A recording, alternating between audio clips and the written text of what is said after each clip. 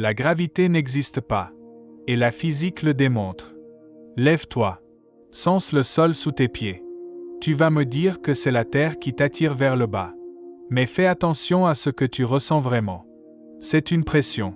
Qui pousse vers le haut. Où est l'attraction? Tu ne l'as jamais senti. Pas une seule fois dans toute ta vie. Tu ne ressens que des poussées. Toujours des poussées. Et pourtant tu jures qu'une force invisible t'attire vers le bas. Tu n'as aucune preuve directe de cette attraction. Seulement l'inférence.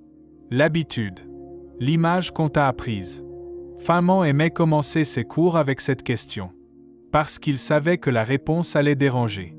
Pas en détail. En profondeur. La Lune tombe vers la Terre en ce moment même. Elle tombe depuis des milliards d'années. Et elle ne se rapproche jamais. Quel genre d'attraction fonctionne ainsi? Et selon Newton, cette attraction voyage instantanément. À travers 380 000 km de vide absolu. Instantanément. Comment? Newton lui-même ne pouvait pas répondre.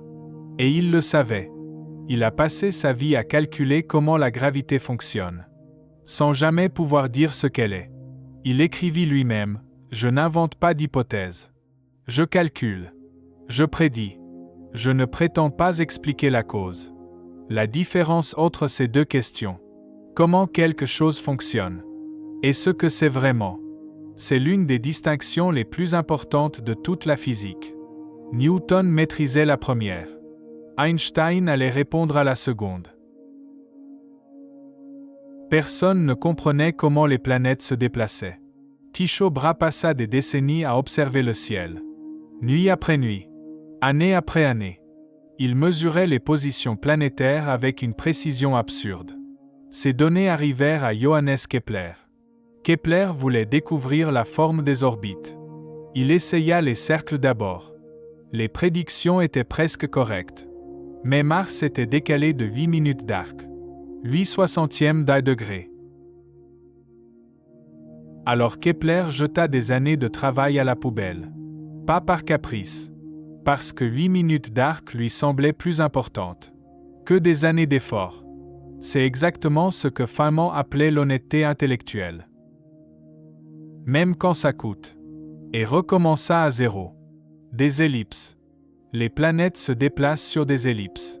Pendant ce temps, Galilée observait quelque chose que personne ne remarquait. Une bille sur une surface plane continue d'avancer. Éliminée toute friction, elle roule pour toujours. Ça dérangeait les gens. Sûrement les choses s'arrêtent naturellement? Non. C'est exactement l'inverse. Le mouvement est l'état naturel. Ce qui nécessite une explication, c'est le changement. C'est l'inertie. Et elle crée une énigme immédiate. Une énigme que personne n'avait vue avant Galilée. Et dont la solution allait forcer Newton à inventer une nouvelle physique. Les planètes devraient se déplacer en ligne droite. C'est leur état naturel. Quelque chose les dévie à chaque instant. Quoi? Newton le vit clairement. Les planètes veulent aller tout droit. Inertie. Mais quelque chose change leur mouvement. Constamment. Il la place à la gravité. Une attraction universelle entre toutes les masses. Plus de masse, force plus grande. Plus de distance, force plus faible. Et avec ce seul principe, tout s'assembla. Pourquoi des ellipses? Parce que les planètes tombent vers le Soleil tout en se déplaçant latéralement. La combinaison crée des chemins elliptiques. Pourquoi la Lune orbite? Elle tombe vers la Terre. Elle tombe autour de la Terre. Il calcula de combien la Lune s'écarte d'une ligne droite chaque seconde. En tenant compte de la distance, les chiffres coïncidèrent parfaitement. La force qui fait tomber une pomme est la même qui maintient la Lune en orbite. Révolutionnaire. Lâche un marteau et une plume dans le vide. Ils touchent le sol en même temps. Exactement ensemble. Le marteau a plus de masse. La gravité l'attire plus fort. Mais le marteau résiste aussi davantage à l'accélération. Il a plus d'inertie. Ces deux effets s'annulent parfaitement. Pas approximativement. Parfaitement. Tout objet tombe à la même vitesse quelle que soit sa masse. Newton n'avait pas de réponse. C'était une coïncidence remarquable qui faisait fonctionner les mathématiques. Ou était-ce une coïncidence? C'est là qu'Einstein posa une question que Newton n'avait jamais posée. Et si ce n'est pas une coïncidence? Et si cette égalité parfaite nous dit quelque chose de fondamental? Sur ce qu'est vraiment la gravité? Expérience de pensée. Tu es dans une pièce fermée sans fenêtre. Tu sens ton poids normal. Es-tu sur Terre? Ou dans une fusée dans l'espace qui accélère vers le haut à 9,8 mètres par seconde carrée? Lâche quelque chose. Il tombe dans les deux cas. Lance une balle. Chemin courbe dans les deux cas. Monte sur une balance. Même lecture dans les deux cas. Il n'existe aucune expérience qui peut faire la différence. C'est le principe d'équivalence. Si tu ne peux vraiment pas distinguer la gravité de l'accélération, peut-être sont-elles la même chose. Peut-être que rester immobile dans un champ gravitationnel est une forme d'accélération. Feynman insistait là-dessus avec une précision qui tranchait. Il disait, quand deux expériences sont indiscernables, traiter l'une comme réelle et l'autre comme apparence, est une décision philosophique, pas physique. Si tu ne peux jamais distinguer les deux, en aucune circonstance, avec aucun instrument, alors la distinction n'a aucun sens physique. Et Einstein en tira une conclusion radicale. Une conclusion que même ses collègues trouvèrent trop audacieuse. Si la gravité et l'accélération sont indiscernables, c'est parce qu'elles ne sont pas deux choses différentes. C'est la même chose. Les astronautes en orbite semblent sans poids. Zéro gravité là-haut, non? Faux. Le champ gravitationnel à leur altitude est environ 90% aussi fort qu'ici. Alors pourquoi flotte-t-il? Parce qu'il tombe. La capsule tombe vers la Terre. Constamment. Mais elle se déplace aussi latéralement à 28 000 km/h. Pendant qu'elle tombe, la surface courbe de la Terre s'éloigne sous elle. Elle continue à rater. Elle tombe autour de la Terre. Tout tombe ensemble à exactement la même vitesse.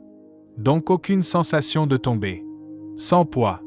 La chute libre dans un champ gravitationnel se ressent comme flotter dans l'espace vide. Parce que c'est la même chose. Et maintenant, la révélation que Feynman considérait comme l'une des plus belles de toute la physique. Les objets en chute libre n'ont aucune force qui agit sur eux. La pomme qui tombe. La Lune en orbite. Les astronautes dans leur capsule. Aucun d'eux n'expérimente quelque force que ce soit. Ils se déplacent librement. Naturellement. Mais la pomme tombe clairement. Oui. Peut-être qu'elle se déplace naturellement dans l'univers. Et c'est toi qui es sur son chemin. Ce renversement est l'un des plus dérangeants de toute la physique. Pas la pomme qui tombe vers le bas. La masse de la Terre courbe l'espace autour d'elle. Ce n'est pas une métaphore. L'espace se courbe vraiment. Et les objets suivent le chemin le plus droit possible à travers cet espace courbé. Mais le chemin le plus droit à travers un espace courbé te semble courbe. C'est comme un avion de New York à Londres. Sur la carte, il semble partir en ligne droite. Mais la vraie route passe par le Groenland en se courbant vers le nord. Pourquoi? La Terre est ronde. La ligne droite sur une carte plate n'est pas une ligne droite sur une surface courbe. Le chemin le plus court sur une surface courbe s'appelle une géodésique. Les objets en chute libre suivent des géodésiques à travers l'espace-temps courbé. Pas parce que quelque chose les attire. Parce qu'ils suivent les chemins les plus droits possibles. À travers la géométrie que la masse a créée. Feynman disait que c'est là que la beauté de la physique apparaît. Pas dans la complexité des calculs, mais dans la simplicité du principe sous-jacent. Un seul mot suffit, géométrie. Pense à une fourmi marchant en ligne droite sur un ballon. Du point de vue de la fourmi, elle va parfaitement droit. Mais de l'extérieur, on voit qu'elle suit une courbe. La fourmi ne ressent aucune force. Elle suit simplement la géométrie de sa surface. C'est exactement ça, la chute libre. Et ça change même la façon dont on comprend les trous noirs. Quand une étoile suffisamment massive s'effondre, l'espace-temps se courbe si violemment. Même la lumière ne peut pas s'échapper. Pas parce qu'une force mystérieuse l'attrape. Une région de l'univers où la géométrie est sans retour. Mais tout ça n'était encore que de la théorie. Il fallait une preuve. Une preuve que personne n'aurait pu prévoir. La lumière s'était courbée en passant près du Soleil. Exactement comme Einstein l'avait prédit. Tu es debout sur le sol. Tu sens ton poids. Dans la vision d'Einstein, une seule force agit sur toi. Le sol qui te pousse vers le haut. Mais s'il n'y a qu'une seule force, tu dois accélérer. Et tu accélères. Vers le haut. Constamment. Le chemin naturel à travers l'espace-temps pointe vers le centre de la Terre. C'est la trajectoire naturelle. La chute libre. Mais le sol est sur ton chemin. Il te pousse. Il te dévie de ton chemin naturel. Tomber est l'état naturel. Rester immobile nécessite une force. C'est l'inverse de tout ce qu'on t'a appris. Toi, debout sur le sol, tu es constamment forcé hors de ton chemin naturel. La gravité n'est pas une force. C'est une géométrie. Feynman résumait ça ainsi. La masse dit à l'espace-temps comment se courber. L'espace-temps dit aux objets comment se déplacer. Et c'est tout. C'est la physique entière de la chute. Mais ça ouvre une question que ce résumé n'a pas encore touchée. Si la gravité est la courbure de l'espace-temps, qu'est-ce qui se passe quand deux objets d'une densité extrême entrent en collision? L'espace-temps ne se courbe pas simplement. Il vibre. Il envoie des ondes à travers l'univers entier. Des ondes gravitationnelles. En 2015, pour la première fois dans l'histoire, nous avons détecté ces ondes. Une perturbation de l'espace-temps lui-même. Une onde qui a fait osciller la distance entre deux poids. D'une fraction de la taille d'un proton. Mesurée sur 4 km. Nous avons entendu l'univers vibrer. Pas avec des ondes sonores. Avec des ondes dans le tissu de l'espace-temps lui-même. Qui traversent les étoiles, les galaxies, la matière entière. Sans ralentir d'un seul instant. Et ce que ça nous dit sur la nature du temps, de l'espace. Et de la réalité elle-même. C'est exactement de ça qu'on va parler dans la prochaine vidéo.